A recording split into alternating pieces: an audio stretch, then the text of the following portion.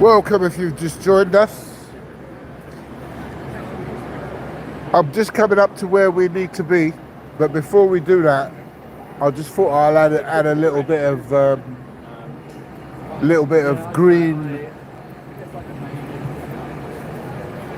speed to the. And if you focus very closely onto my sunglasses, you will see exactly where I am. Here we go. Let's flip it over. I don't know what. Let me know what the dark, because it's dark outside. I might change it to night mode to see what it's like if I disable all that. Hold on. Here we go. Yeah, I used to work at retail. But now I'm actually in a happy married relationship, and I feel like it's turned it back on. I'm just like,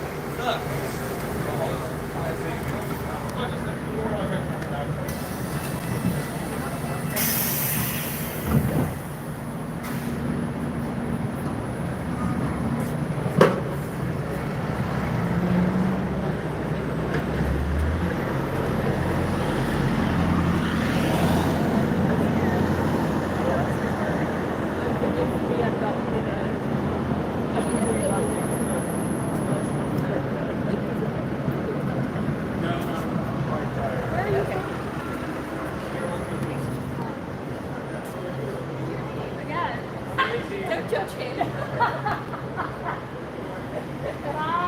Thought you might like to enjoy this view of a classic car here, racing vehicle. God, check them wheels on that.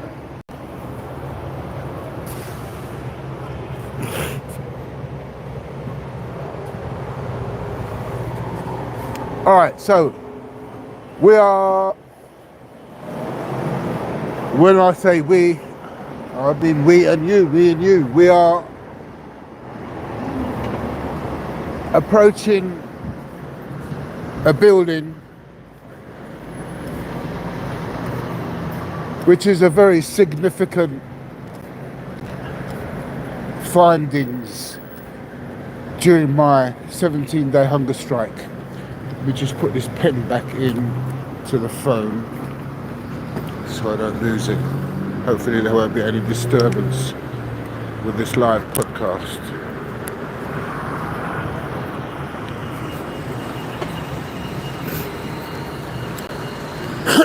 I decided to come down here on this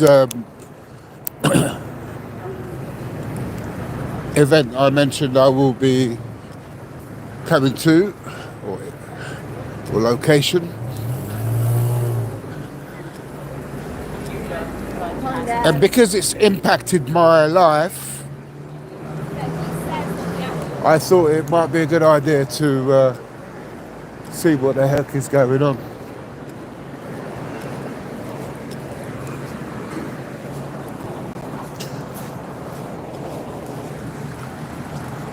That should give the game away of where I am right now, if it hasn't already.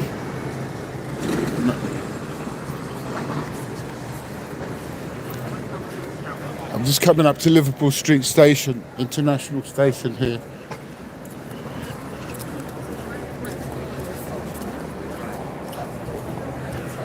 alright, okay. Whoop.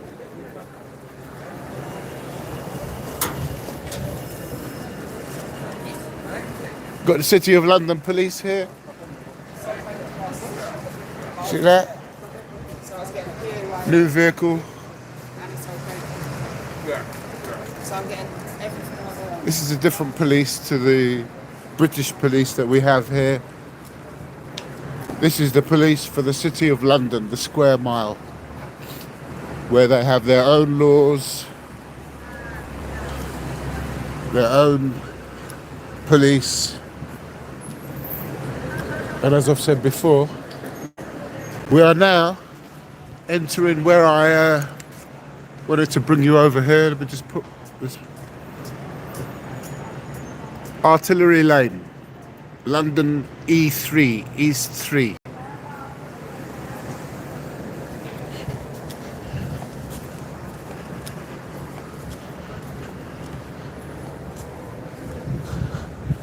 And here's the first shop that we come across in Artillery Lane, coming off of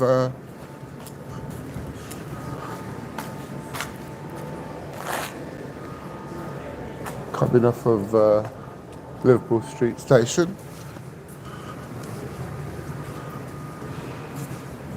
And where are we? Number 7 here. The Katie Roll Company. And then you have here food place. And then the Breakfast Club here.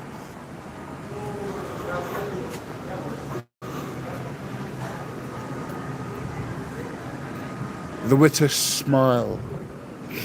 Now, the reason why I brought you down here is because the head office of Common Purpose is in this street here. We're bringing to you live news from London's Islington. Sorry, not Islington, I'm in the city of London. We're coming up to it. And so I think we've just passed London School of Barbering, number 13. And then here, today's, look, there's a curious geezer having a drink. Just curious as to why I'm here. The Williams Ale Cider House. And then the London Conventional Cool. Okay, alright. So we carry on. In this street here is Common Purpose Head Office. While I'm explaining something to you, and be like, "Oh, sorry, what was that?" And I'm like, Number 30 here.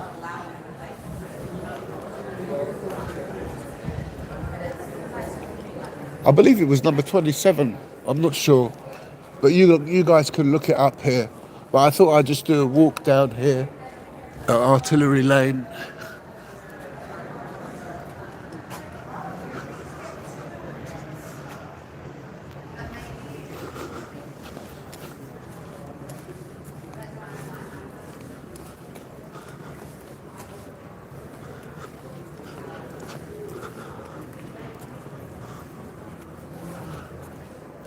This is the place here, the head office, where enforcements are being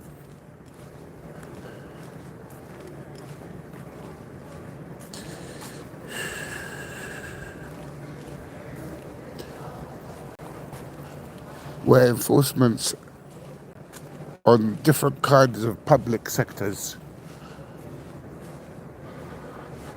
have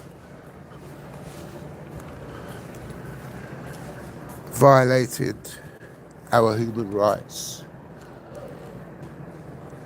where they train people, they train them in different professions, in the police force, in the medical profession, in all public sectors, in schools, in education centres, in universities. Common Purpose. Common Purpose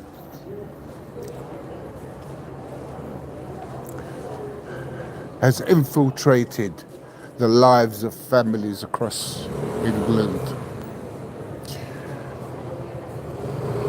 The lives of families have been devastated because of Common Purpose. They tried to do Common Purpose on a lady, a blonde lady, who's a professional, was married. Police took her incommunicado, like me. But she didn't go on hunger strike. She had the police and the mental health services get involved while she was detained. Incommunicado, denied a lawyer, denied contact with family, denied contact with, when you are detained, that you are entitled, denied with rights that when you are detained you are entitled. And the police went on, and this is a very well-known story, it's on UK Column, And they are also part debunkers of the common purpose. And they might want to use some of this footage here in how I'm debunking common purpose and all people who come round. It looks like what do you call it? It looks like an undercover. That geezer there, that half-caste guy. Look, he's looking back. It looks like an undercover. So I don't know, what do I look like? Do I look like a fucking terrorist? I'm just, I'm just observing and just making comments. It is not a thing that I'm certain about. I'm just talking as I observe what I'm seeing in front of me. I may be wrong, and if I am, so what? I'm wrong. But yeah, this common purpose, I've been exposed to people who I believe fit the description of these common purpose trained people. Now, these people most likely are people who are employed or taken on because of their ethnic minority or ethnic background. These people are foreign nationals, foreign British citizens as well, and they will take these people on who come from these different type of country, train them up and qualify them in a profession. They will relax the rules of that profession itself, and they will take them on, and they promise them the world. But what they will do also is twist the laws that are out there already to protect the public. They twist those laws and warp them to pervert them so that they seem not how law describes it correctly in a court of law. And so they push that workload onto those people. You also find these people in courts as well. In court clerks, ushers, paralegal. You also find them in the bar system. These people who are common purpose trained individuals.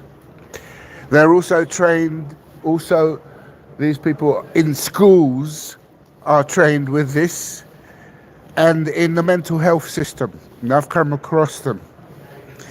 And I'm beginning to wonder about certain people who I know, whether they've received this training and not been told that this common purpose training is a dangerous way where they program you through training. Just like you think it's work training. But I've had all kinds of work training, and ultimately it is a form of programming. You are employed at a young age for that very reason, because they can nurture you to because you're cheap for a start, and they can nurture you to think what they want you to think.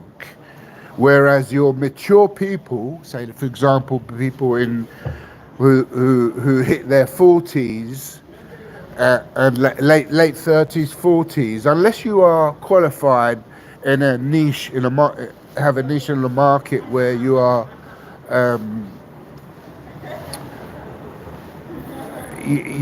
you're a competitive person in the career out there, in the working world, in the employed world, you're going to find it difficult to get a job when you hit those ages, especially because you have a wealth of knowledge. And as time is evolving in these new laws that are coming out, and you establish the definition between right and wrong, and what is our moral compass, what should be our definitions, our foundations of what we consider is our moral compass, you will be swayed through the mind.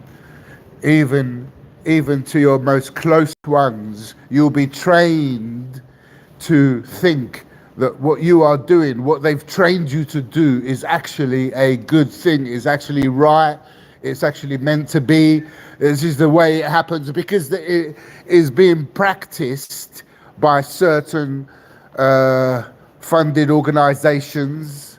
Yeah, the funded organizations are no different to what we've been hearing that are out there already. These multi-billionaires, these who only become that or get given that elevated status through corruption of people in power. And those people in power are the ones who pull their triggers. So when you're thinking, yeah, this one's a billionaire and that one's a billionaire, yeah, they've got strings that are being pulled on them as well. Make no mistake about that. And those common purpose trained people, you are putting yourself on the line of danger to your own health, to your own families. If you think being on a wage packet to look after your selfish selves, taking up these jobs that have strip you from your moral compass, then you've just become part of these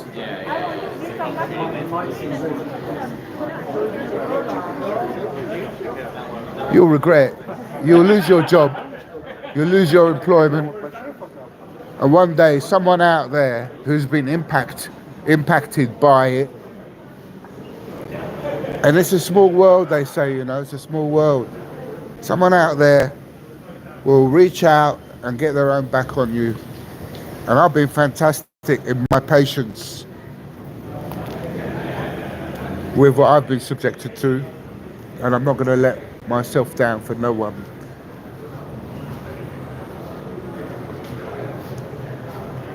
But these people here, they are infiltrating my family. They are infiltrating my family and applying this common purpose that they've been trained in.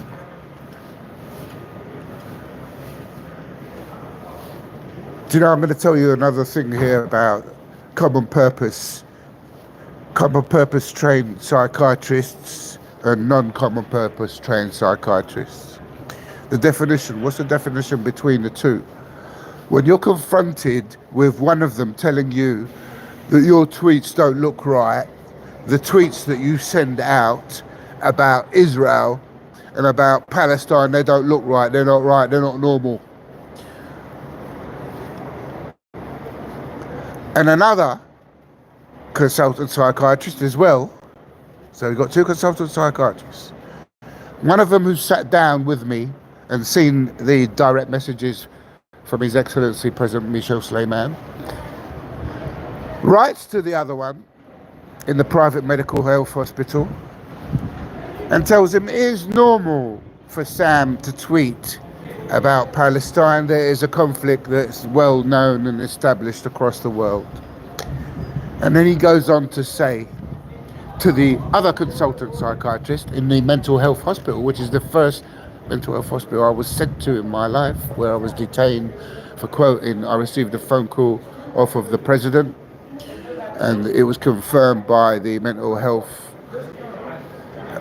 social worker and two psychiatrists that because I said that they were issuing Section 2 of the Mental Health Act. So the psychiatrist that finally got to my house, came to my house after I'd done my 17-day hunger strike, criticises the one from Huntercombe Hospital, the private mental health hospital, yeah? The one that's got a reputation. Look up Sky News and punch up the words Sky News, Huntercombe Hospital, yeah? Look up all what Sky News exposes about what they do in Huntercombe Hospital. I'm a 17-day hunger striker. 17-day hunger striker from Huntercombe Hospital. Look up at that hospital and see how they've been exposed, those hospitals, what they do. The consultant psychiatrist that came to see the direct messages, and I even allowed him. I'm not sure if I allowed him to to listen to the audio I had from the president, the phone call that I'd actually received from the president's office, Babda Palace, off of a man. It wasn't actually president himself. It was a man called. He was a Colonel Adil Mashmoushi at the time, who is now, I've been told by direct messages off of the Lebanese army, direct message of the Lebanese army to me, confirming that General Adil works in the internal security forces. Internal security forces. Now, that's who it is. Now, some in my family don't like me bringing up the things that have happened to me, but what a stupid bunch of idiots who actually are so stupid, are so foolish, are so out of touch with reality that they're interfering with my case, and they have been, in my belief, so far denying to answer my questions about what the police said, what the police done from day one. From day one. This is not normal. A normal family would approach you and will tell you, look, Sam, this, that, and the other. Not one of my members of my family mentioned anything to do with mental health all my life until the day where British MP Emily Thornberry contacted the police to have me arrested because I sent a tweet that didn't violate Twitter terms, that didn't violate any laws in my country here in London, where I am now live to you. Didn't violate any of them. And I got arrested, sent to a mental health hospital under the phone call of a Jewish MP who knows I'm a prominent... Excuse me, I have to spit sometime because I'm a smoker. Who knows I'm a prominent, outspoken British Lebanese Londoner. She knows that. And I was arrested, sent to the mental health hospital. And I've got 27 years in the IT sector I've been working in. Yeah? 27 years I've been in the working sector. And going back to UK Column, where I was touching on the subject of a woman who was abducted by the police because she walked into a hospital, yeah? She walked into a hospital with a phone, armed with a phone, which has got a camera on it and a microphone, yeah? And she started filming inside the hospital how quiet it was, how there were no patients from the whatever it is, you know what I mean, yeah? That's why she was detained. She was detained because she, in a pattern where it was similar to how I was detained. But UK Column knew about my case, including David, who's no longer there in UK Column. I don't know why. I don't watch UK Column no more. Not normally anyway. I used to watch them religiously. Yeah, they were interested in my case. He obviously contacted me. This is the same geezer that goes to Israel every year. One of their commentators, David, whatever his name is. Anyway, I exposed him. What is he doing? Going to Israel, yeah, he's defending Palestine, but he's going to Israel holiday every year. Every year he goes on holiday to Israel. So what, is Israel infiltrating UK Column? You got Vanessa Beeley on one side and all the others, and then you got I don't know, but I don't want to get involved in that. It's none of my business. But what I will say, from the perspective of the journalists, what I will say is, yeah, I criticise journalists. I criticise reporters. I comment, yeah, like anybody, like the billions out there who comment, yeah, and I'm a British Lebanese Londoner who comments.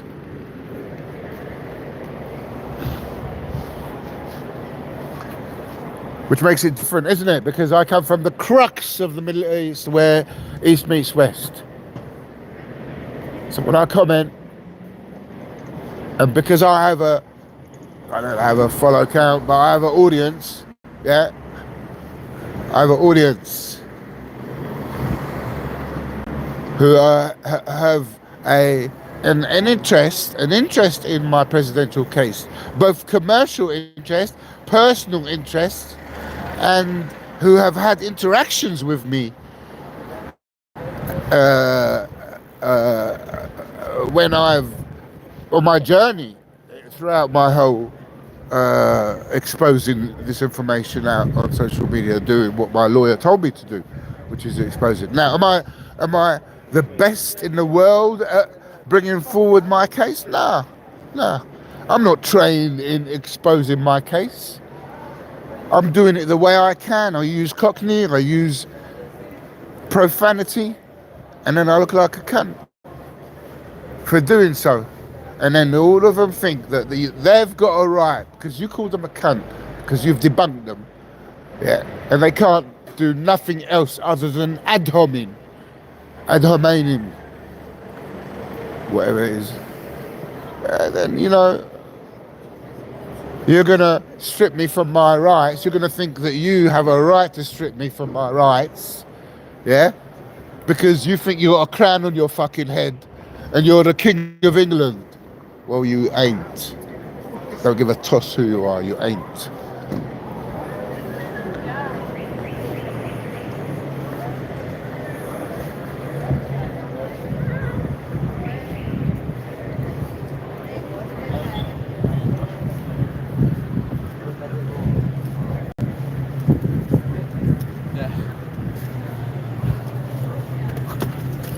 Oh, Lily had a nice little comedy part of the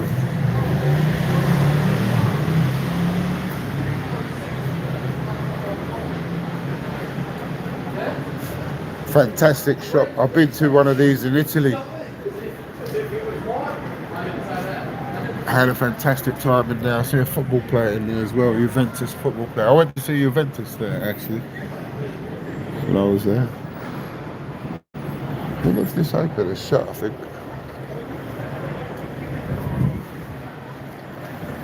Very familiar site there, Liverpool Street Station. This is the Masonic building here. So these people who get elevated in jobs where they've relaxed the new laws are finding themselves now, they've got a big cock, they can whack it around a little bit. They got a new toy, they got a hammer now in their new job. So they want to bang it. Bang a nail, they want to hit with a hammer. They want to bang with a hammer, don't they? Isn't that right, Ruby? Isn't that right? Restricting from seeing my mum? Are you crazy? Are you out of your head to restrict me to see my mum? يا واطية يا شربوطة لليهود. Are you ready for me to start exposing you? And you, Susie? Are you ready? What about you, Shanadi? لأنه وين كان يلي عم يتسمعوا بلبنان من طرف أهلي بخرب بيتكم بالحديث. شو الحديث؟ الحديث عن شو صار معي. بخرب بيتكم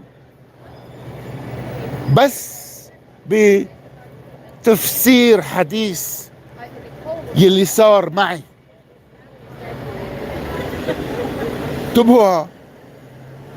انتبهوا من روبي نرجيس هيدي ها. انتبهوا نرجيس narcissistic common purpose trained. One begs the question if any of my sisters have been approached in their career paths, because some of the things that they're doing is not normal and it's not right. Have you been, are you part of Freemasons now these days? I haven't seen You for 20 years, over 20, 30 years, Ruby. 20 years, 2012 was the last time I see you. You want to make my presidential case public about you? Shall I start exposing you, Ruby? Yeah? You robbed the fucking government of over 40 grand welfare benefits. You want me to start talking about that? Yeah? Yeah, you're looking at me now. Yeah? You're looking at me here. Yeah? اسمع يا خولو. اسمع يا زلمة. لا تخلي النرجس يضرب عقلك. يلي طفت مكنة الأبي لما مات ما كانت منشان ينفس. ايه راحت عملتها وزبطتها منشان تخلص من لبنان وترجع على لندن وتشوف ابوها قبل ما يموت. بعدين تتصل فيني 6 ساعات قبل ما ويخلوني روح شوف ابي. ومن بعد صار لي سنين عم اطلب شوف ابي واطلب هلا شوف امي. بدكم تمنعوني؟ بخرب بيتك انت بلبنان. ايه وينك؟ ايه الثاني فيني اتصل بناس بلبنان يلي بحبوا الحق والكذب يلي بيطلع من تمك يا روبي ويا سوزي. الكذب على شو عملتوا لامي وكيف حطيتوا امي محلها. ايه هلا بدكم اياني افتح الحديث هيك مع العالم يا واطيين؟ ما بدكم تتفقوا معي مثل المان والسيفلي؟ بدكم هيك منيك هيك افضحكم هيك على العالم to the world fucking wide web? Are you stupid? What kind of training have you received? Are you part of the Freemasonry now? Yeah, I don't know nothing about you. And you don't know nothing about me. All you know is what's written down in reports. And you sided with the paperwork of the demented police and the common purpose that I've been subjected to while I did my hunger strike. Don't you understand why they needed to ridicule me while I'm exposing a civil servant taking cash bribes for council flats, exposing my MP for being racist, exposing my MP for sending me to mental health hospital for a phone call where, but just because she didn't like a tweet that I sent exposing her to all the audience that I had, that Hariri accumulated, the journalist that I had, that Hariri accumulated all those journalists because he interacted me, and then I hit that front. Ruby didn't like the fact that I was receiving attention off of the Lebanese politicians. Ruby? Did you, Ruby? Nah, you narcissistic bitch. You've been blackmailing my dad all his life. He told me, my dad told me that the police told you, yeah, that I apparently think Hariri is my friend. Saeed Hariri is my friend. And you fucking believed it, didn't you, Ruby? And now you're all guilty now, yeah, because you've been collared. You didn't have the decency to come and approach me and tell me whether the Lebanese, whether you was informed I was on hunger strike, whether you was informed I was on hunger strike for 17 days. You haven't even answered that question. You need to be detained and interrogated by the Lebanese Interior Ministry of Foreign Affairs. And I hereby authorize His Excellency Ambassador Rami Mortada, and I hereby authorize, when I say authorize, I give consent. Yeah, let's just get the clarity properly. Yeah, if I make mistakes with words, doesn't mean I'm crazy. Yeah, it just means I'm seeking accountability like my lawyer told me to. Yeah, and I urge you, Ambassador Walid Haidar, detain Ruby, my sister. Detain her now. Detain her now and question her, interrogate her. Yeah, and make sure that my mum has her mobile phone with her. She's in the hospital right now. Yeah, make sure my mum has her mobile phone in hospital so I can speak to her. I can't leave England because I've got court cases here. I can get a ticket and leave tomorrow morning, tonight. I can leave tonight, but I can't because I've got court cases here I've got to deal with. And I can't find a lawyer to deal with it because Ruby as well wants to put a fucking spanner in the case. Ruby, whatever happens, you're going to be detained. You're going to be detained. you're going to be detained. Evidence on you, you little bitch. And all you could do is say I'm threatening you by swearing. Yeah? You little bitch. I haven't hit a fucking woman all my life. Yeah, all my life. Yeah, whatever you say about me, I still haven't even hit any woman all my life, and I'm proud of that. And you ain't gonna make that happen. Yeah, but you can go around and paint it as such. Yeah, you could go around and behaviour. The women these days, they're abusing these words of using police enforcement powers, aren't they? They're abusing these words. And Ruby, you've abused your enforcement powers. Let me tell you why they detained me for the second time. Because I contacted the hospital, Huntercombe Hospital, kept on contacting them, asking them for the release notes. I wanted the release notes. I wanted the paperwork. I wanted to see what was happening. Year after year, for years went by, and I was denied access to them. And then eventually I sent an email to the Dr. Alcock himself. Yeah, well, what did he do? He contacted the crisis team and had me arrested and detained again. I went on hunger strike, and I warned the public, and I told the public, if I am detained under the Mental Health Act again, yeah, I will go on dry hunger strike. I warned the public. I told the public that I will do it. If I'm detained again, I will go on hunger strike. And I warned the public that it will be dry hunger strike. And I did do it. I kept to my promise, and I did do it. I did go on dry hunger strike. And he used his enforcement. He abused his enforcement. Why? With the help of Rami Mortadaz, Ali Banout, his staff, Ali Banout. Yeah? When I called the embassy, when the police were on my door, when they wanted to detain me the second time. Why? Because I asked for my release notes.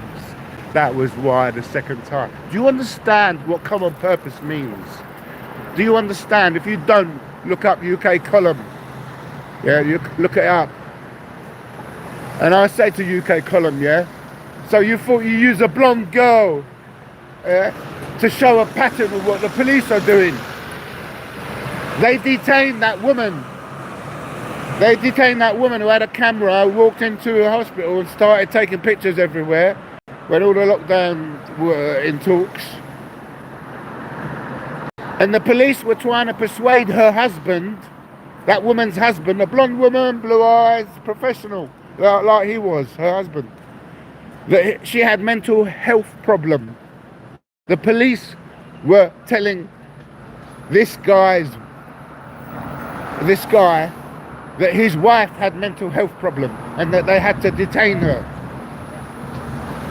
And she was denied a lawyer, denied contact with family, denied to speak with her family, her husband. She was denied to speak with her husband. Do you understand a pattern? I've already exposed how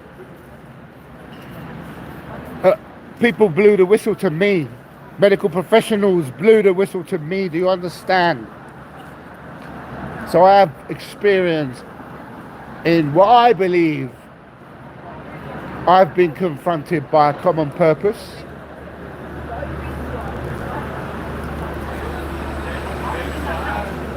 Which, coming up to that pub, yeah, that Israeli pub. Do you remember I said to you,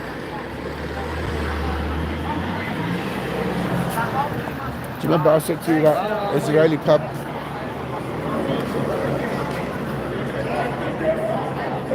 It's not this one. It's this one here. This pub here, before around September last year.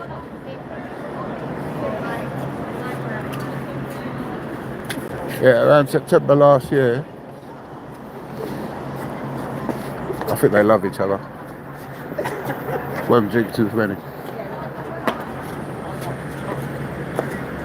I don't know what kind of fighting this is. Rugby. I think they're at a rugby match. I think that's what it is. Mind your own business. Leave me alone.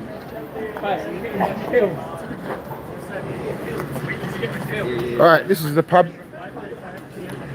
It had a Jewish David sign all over it here. And brew pub. The Queen's Head is called here. And yet, no, but he said like wait for me wasn't of like the fifth day. Exactly. So it's okay, bro. Yeah, look. Can you see the Jewish sign?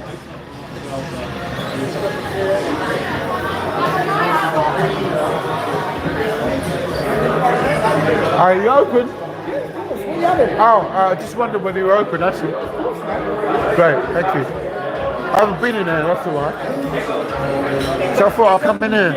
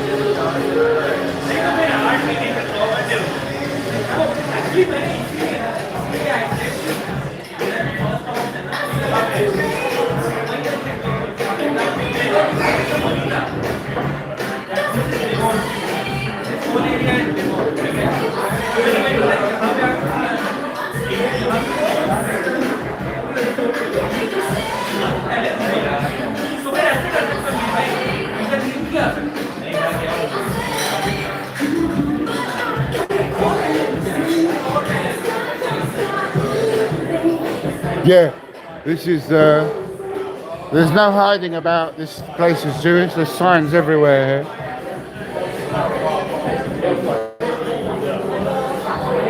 But the thing is, I don't see no Israeli bear, do you?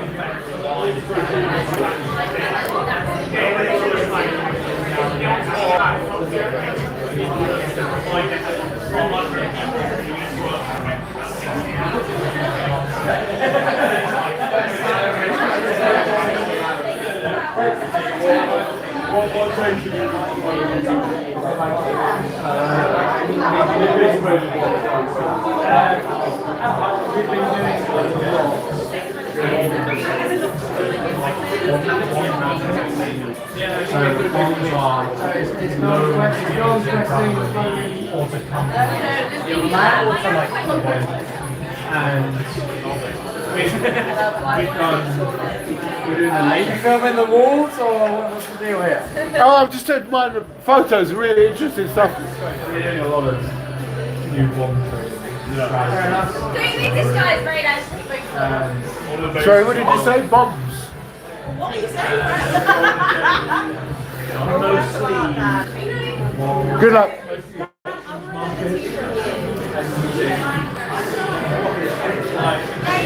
You hear that? He mentioned the word bombs.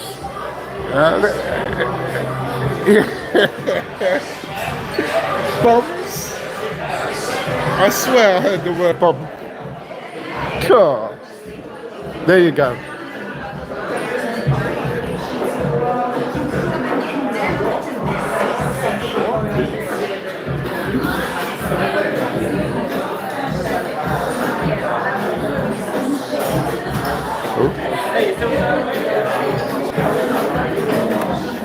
Now, mate, I'm buying a pint from there. You're having a laugh. You're having a laugh. You're having a laugh. She certainly has a big personality there. And here's a company I mentioned before. Yeah, that's been promoted. I think in one of Chris Dorsey's podcasts, he talks about the company Ripple. Oh, good. Someone all of a sudden is right behind me. Shuf is a. Yeah.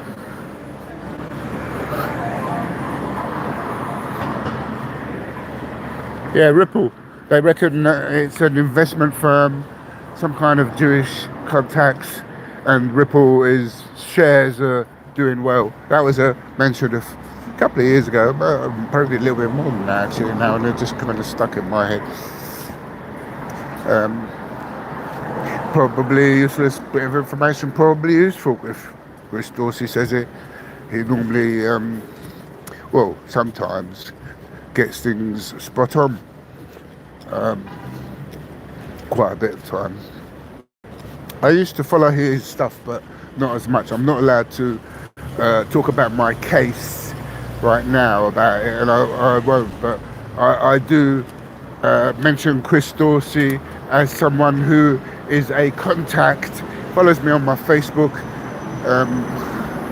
and he's been updated to a certain degree about my quote presidential case, my quote eviction, which was an eviction case initially, yeah, which after Lebanese official Ali Banout from the Lebanese embassy here in London said that your case is presidential, then I started to tweet the words that the case is presidential. But initially it was actually an eviction that I was going through.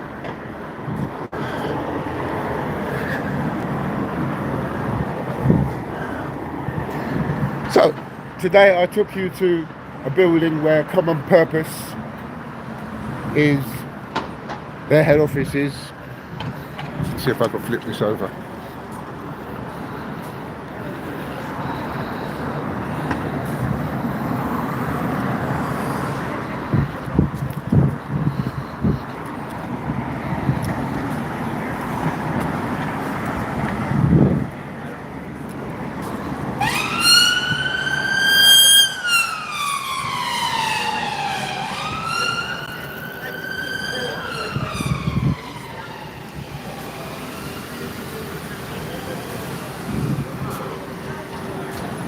Oops.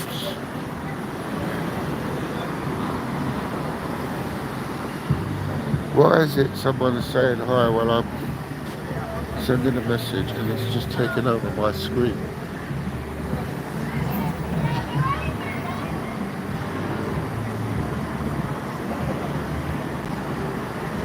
Okay, that's better.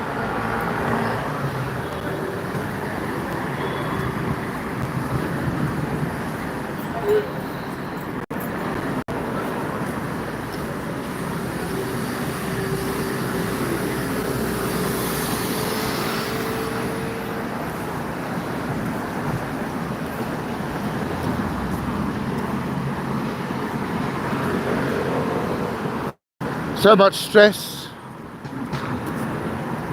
So much stress.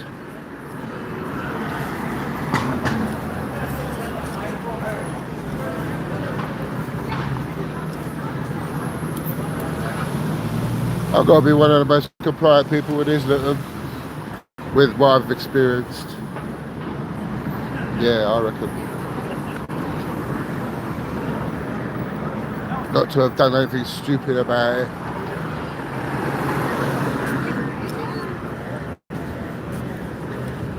Yeah, let me just give you an impression of what my sister was like when she found out I got a lot of publicity, and I started getting a phone call off of Saeed Hariri's office and Baghdad Palace as well. She got so fucking pissed off with it that the attention-seeking drama queen Ruby has become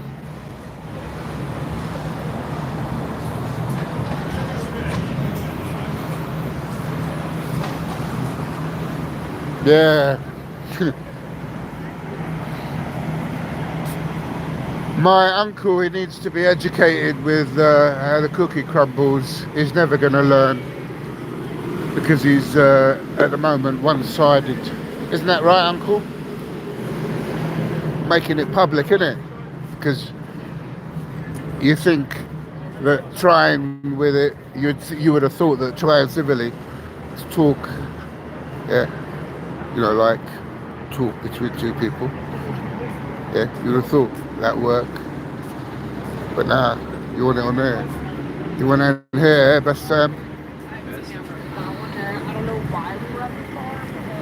بتحداني من شان وحدة نرجس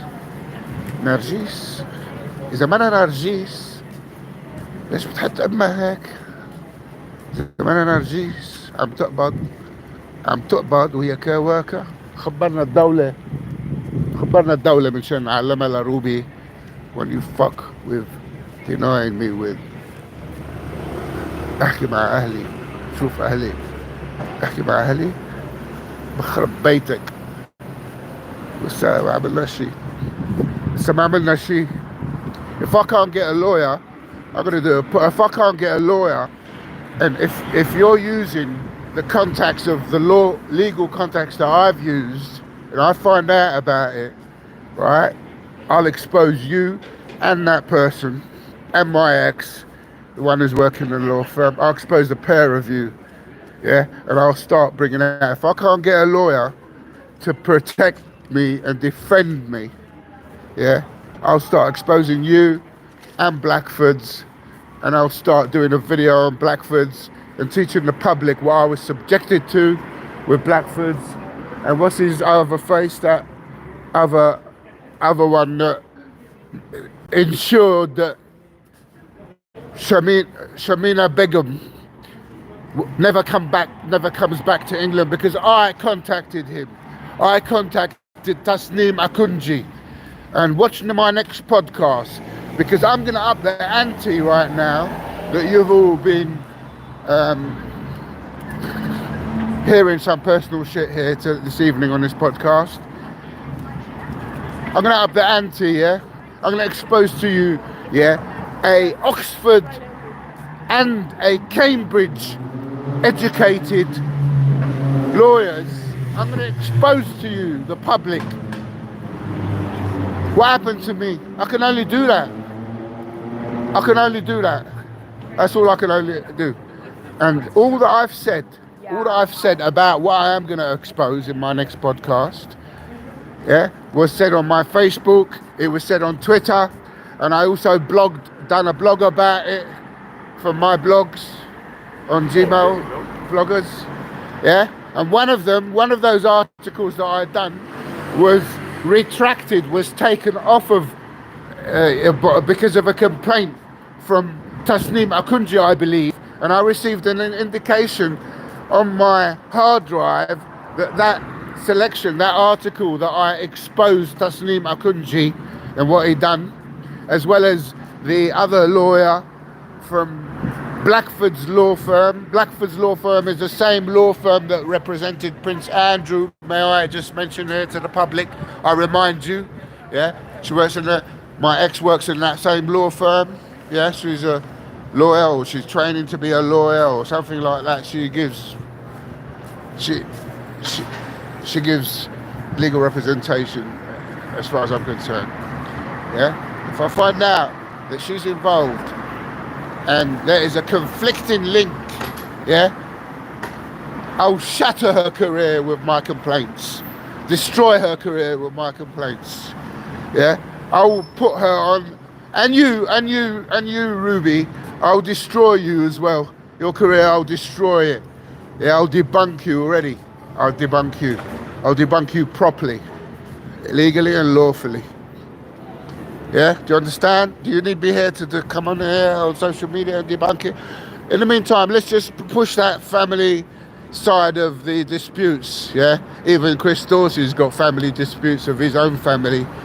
One of his own members is working for the government and he's a Zionist apparently. And so there's conflicts all over in families.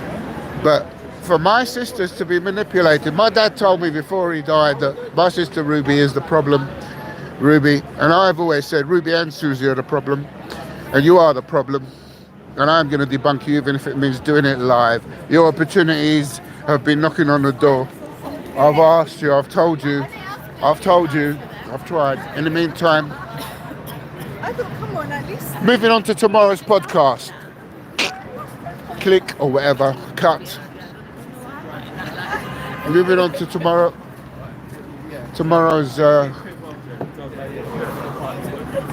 What's the mum say to me? podcast. Not my circus, not my animals. That's my favourite clue, isn't it? Right? Tomorrow, I'll be talking about Shamina Begum. Alright?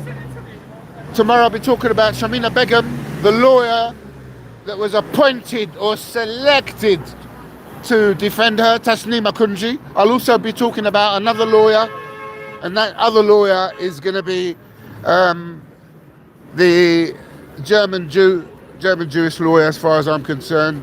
That's what she is. At least she speaks German, and her name looks Jewish. I may be wrong. If I'm wrong, so what? I'm wrong. Doesn't mean nothing. I make an assumption. I'm a British Lebanese cosmopolitan, metropolitan Londoner. I have a good general background of my findings living in London. As I've said in my previous podcast, I've had several different jobs, managerial positions. I've hired and fired.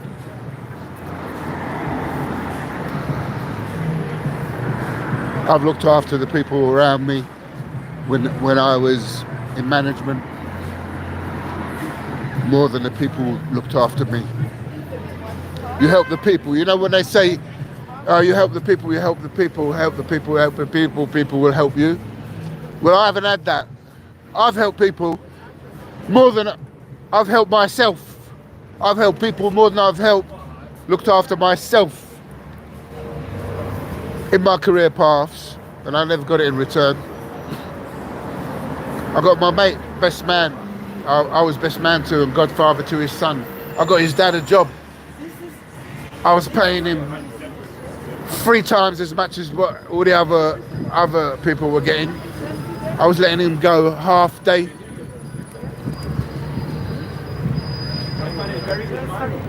I've done the same to other people. I've fed people overtime, as much overtime as I could possibly give them, legally and lawfully.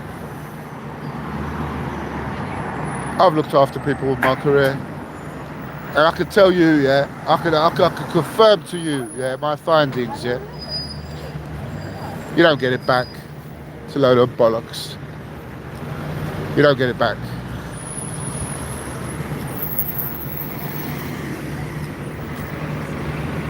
I'm going to have to debunk Tasneem Akunji, a lawyer here, Oxford or Cambridge lawyer, and that other lawyer, what's her name again? Can't remember her name. She works for Blackford. She's a criminal. She deals with criminal. She's never met me in her life, in her demented life. Yeah? But she questions when I said, yeah, your staff, I dated your staff for 5.5 years. She's working in your firm. She questions 5.5 years. So what? Her staff told her it was less than that. Is that right? Yeah? I don't give a toss if your staff want to lie to you. I don't give a fucking toss if your staff want to bullshit you. Yeah? I know what I know. You got a problem with that? Live with it.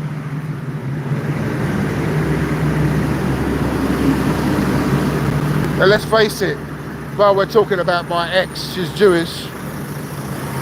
You lot out there who have followed my British Lebanese case, do you know what it's like to be targeted by the Jewish lobby?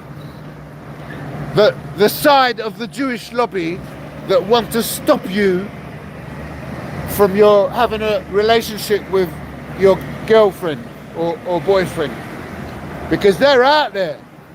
Yeah, you don't know about that. They're fucking out there, yeah? Look at Omar Sharif. Look at Barbara Streisand.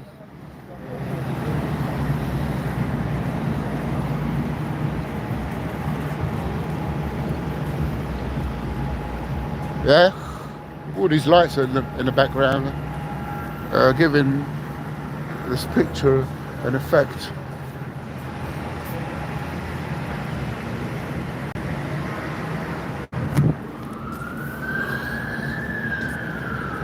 So I'll be debunking my findings, why I believe Shamina Begum wasn't properly represented. And I might as well say it now, yeah? All these Oxford and all these Oxford, look at that. university educated people, Oxford and Cambridge, they get fed certain jobs on a spectrum of specialised careers that they have, yeah, be it in the legal system, be it in journalism, all of it, all the whole jobs, all those type of jobs, yeah, they will be given to the upper echelons of those universities. So if there's any black operation, false flag, psyops of news, when you hear false flag news, when you hear psyop news, yeah, those lawyers that represent them, those, especially those ones that set precedents, yeah, especially ones that set a precedence or precedence, not precedents, precedence.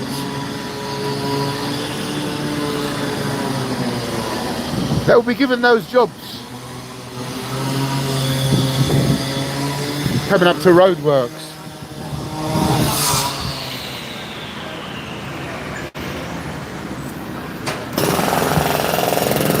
I think Israel is here again.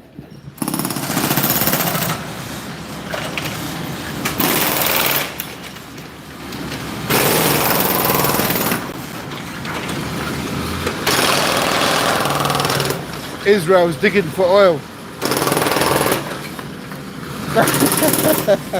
He's laughing. All three of them are laughing. No, I'm not going to ask him. Oh shit. I've got to walk all the way around that now. Right, so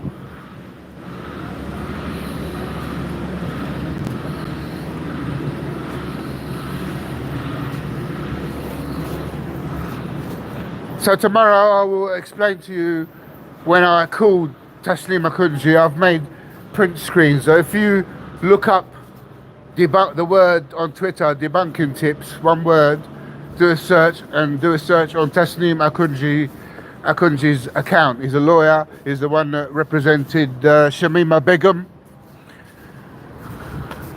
And do a search on the stuff that I present there. Yeah, there's DMs there, there's print screens there, there's evidence of my findings. Those are the worst type of people to employ to take on your cases, yeah, especially from Oxford and Cambridge University. Avoid them at all costs. These people are mind programmed. They are mind programmed. They have an agenda. Tasneem Akunji goes on YouTube, goes on Twitter and talks on Twitter. Yeah, he talks in Spaces rooms. He brings up his agenda. He's a fucking lawyer, for God's sake. Why is he getting involved in politics? He goes on and talks at 2 o'clock, 3 o'clock in the morning, 4 o'clock in the morning. He's talking on Spaces. He's paid to talk on Spaces. Do you understand? He's paid to spread the agenda. That is what these people who have become names that are in the public's in the public, you know, of discussions and world politics and current world affairs. All these people here, they are there with an agenda. Yeah, I debunk them. And I speak with openness. I don't have no one who follows me from any political company, no one who backs me, no one who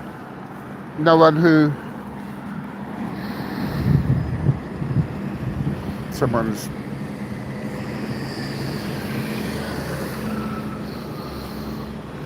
someone is interfering in my discussion. Yeah, by the way, if you've made comments, I really have a look at them. I'm not here to entertain people. Yeah, I'm bringing out my presidential case here. I'm fighting for my rights. I'm fighting for my human rights. This is serious. It's not a fucking joke. And anyone who tries to belittle my case, yeah, you're on the side of the Yahud who are here targeting me. Yeah, you're on the side of the wrong, because I know the difference between right and wrong. I should never have been detained in the first place. Never should have been detained in the first place. And I never gave anyone who, whilst I was detained, the opportunity to do whatever they wanted to do on me. I'll never let anyone practice whatever they wanted, but I will say this. I was woken up in the early hours of the morning when I was detained on hunger strike.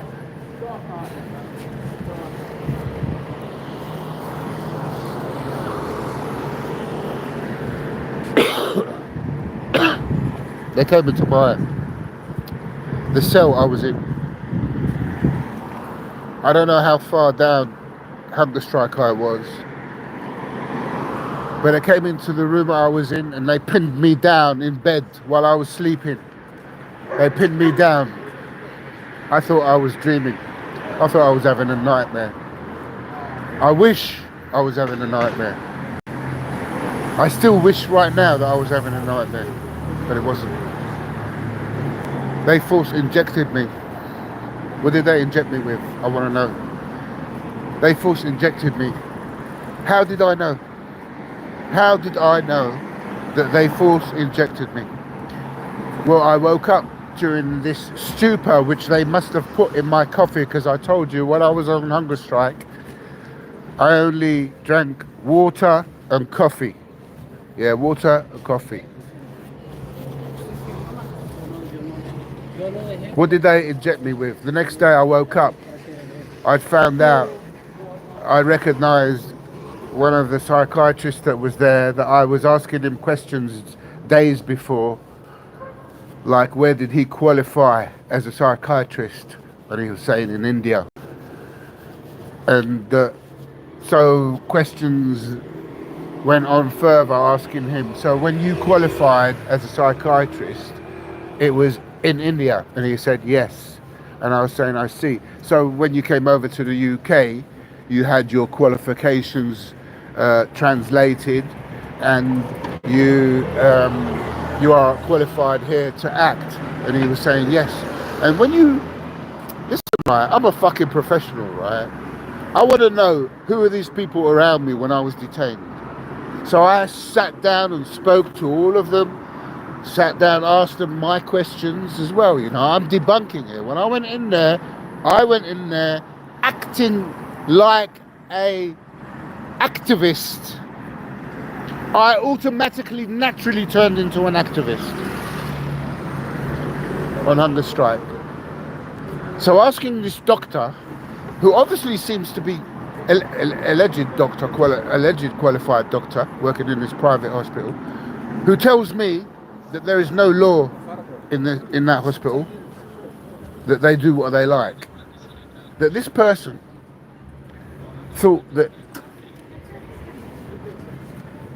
me questioning him about his qualifications and his background, as I was doing with everyone I was talking to, because I wanted to know how far I was being analysed by who, what kind of people that were analysing me, and how do they troubleshoot people when they detain you. I was trying to gain all this information. After I asked him that question, which was before I got injected, and they broke into my property, the cell that I was in.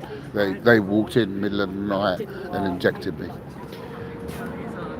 Let me come back to that. When they injected me, I woke up next day, and I come out in a daze, and I looked at my hand, and on my hand, I can see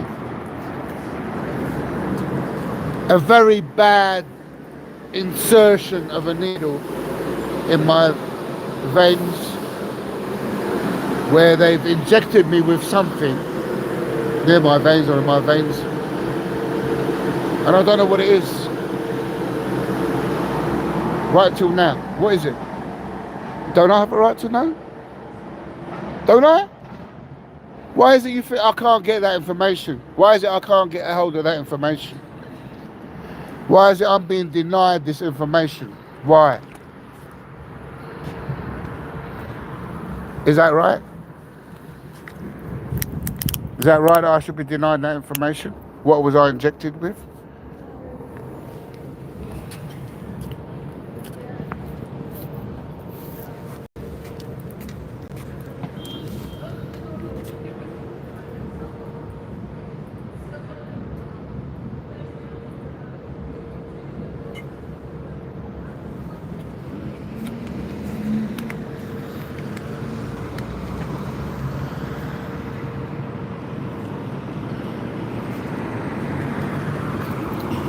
Why was I injected, and what was I injected with?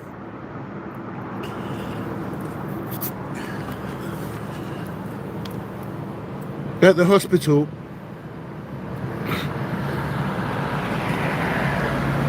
after I was interrogating him, asking him questions, I was just talking normally, asking him questions. He told staff to put up the medication, which I wasn't taking.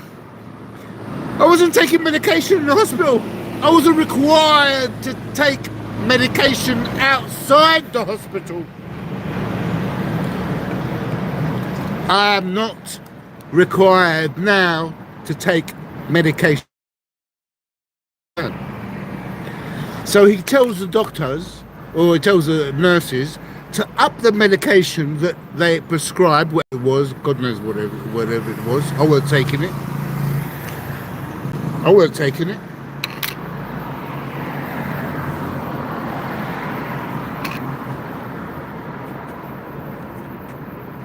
So I contact my doctor, the lawyer, who I was forced to hire for the first time in my life. And I tell her that they've upped the ante on this drug. Why? And after insisting on them giving me a description of this drug so I could read it, and the small print, whatever it said, I'd found out that there was a...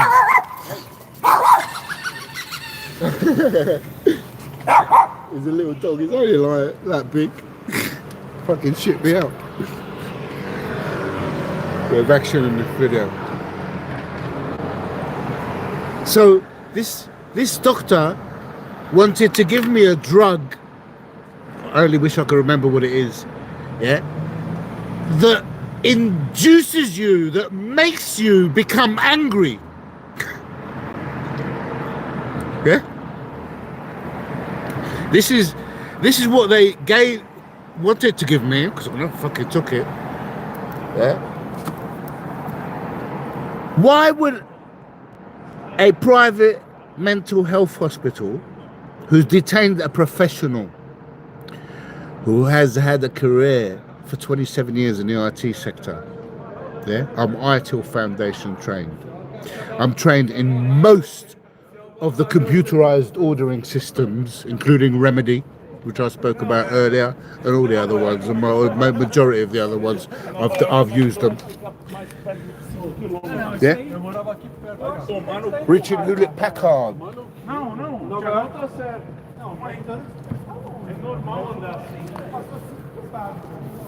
And yet some MP wants to shatter my career, ridicule me.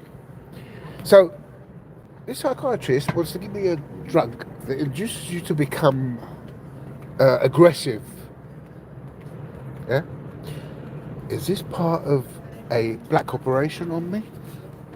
A psyop? Is it? I hope I'm wrong. I hope I'm wrong. And when I talk to you, the public,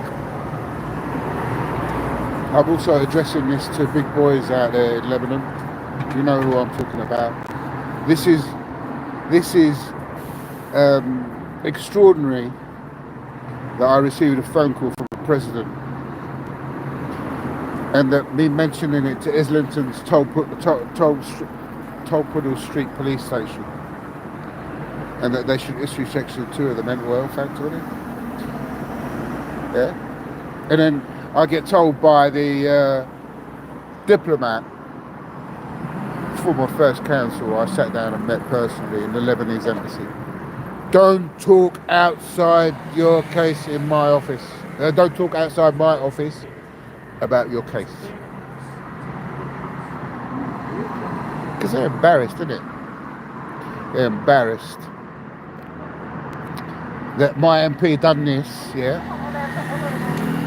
and insulted the intelligences of my interaction with the president, the former president of Lebanon, and for me to be subjected to all this. That's fine, yeah. And that I should be subjected to this. You know, I've said what I think about the Lebanese government. It's all right for them to interfere with your shit, yeah? But when they interfere with the integrity and the sovereignty of our Maronite leader, fuck that, yeah? Fuck that. It's only a fucking Maronite leader of Lebanon, isn't it? It's only Michel Sleiman, isn't it? Fuck him, isn't it? Is that the way it is? Is that the way it is, the government of Lebanon? Because I'm addressing this to the government of Lebanon. Is that the way it is?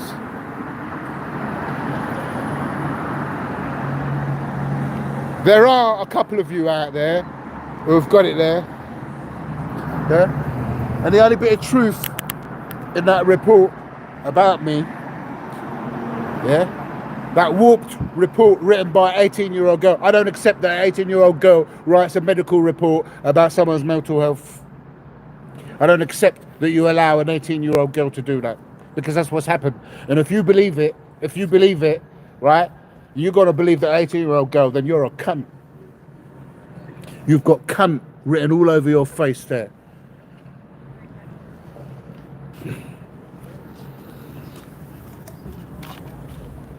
I don't give a toss who you are. I don't give a toss who you fucking are. If you're not interested in holding the dignity and the pride of Lebanese sovereignty and allow this to happen after the acting president, who was a president at the time, look at the scum. Look at the slime man.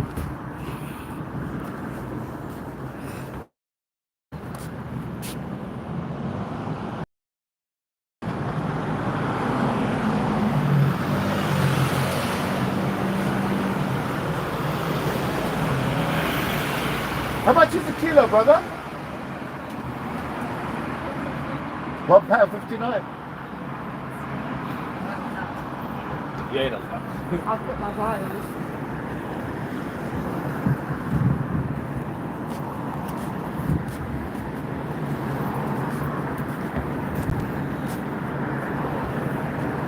Do you know, there isn't even a bin round there for me to throw this in.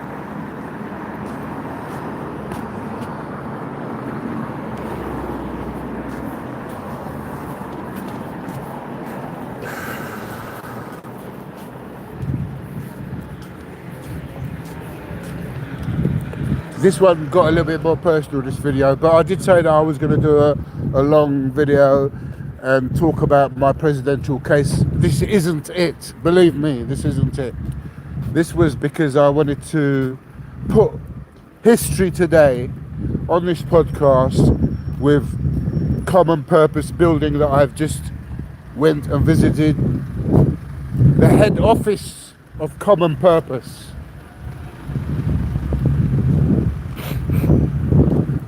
And I wanted to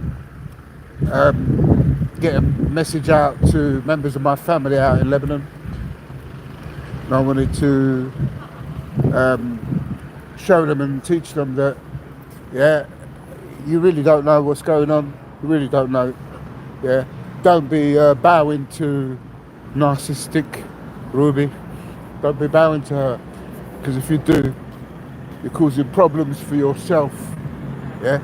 You're having problems already now for yourself, but now you're causing problems for yourself even more.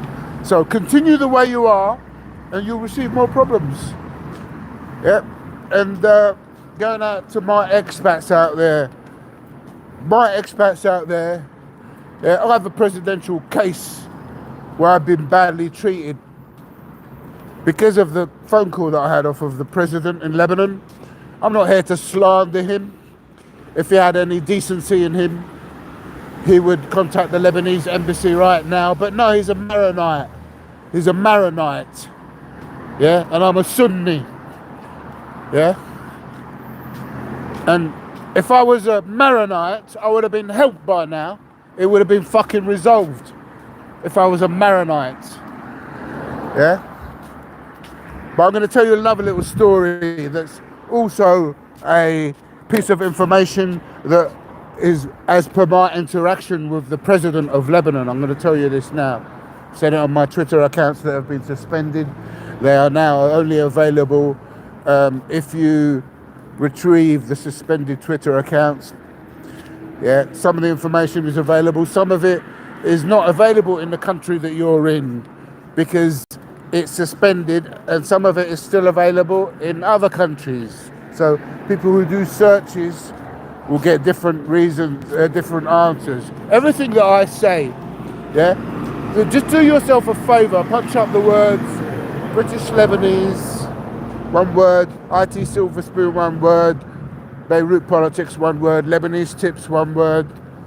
Those there hashtags, I try to fill them up with information.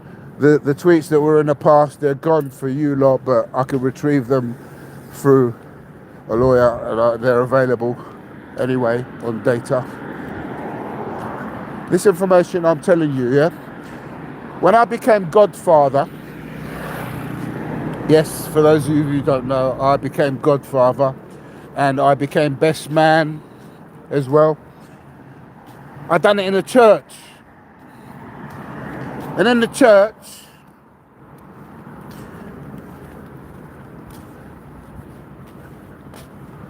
my mates said they stick wife, I don't know whether I should be saying that, wanted me to use the words when they baptised my godson, that something to do with when you say the holy words, when you do baptism, there are certain holy words that you say for if you are a Jew. There's certain holy words you say if you are a Christian or a Muslim, and so on. I was cornered on that day, shame on them. I was cornered to use the word that says, I believe that Jesus Christ is the Son of God, in a church in South London. So I became a Christian. So I've said the Christian vows. But I said them at that moment very uncomfortably when I was confronted in front of everybody in the church. And I actually asked, isn't there words that you can say for Muslim? And I was told no by my mate's wife.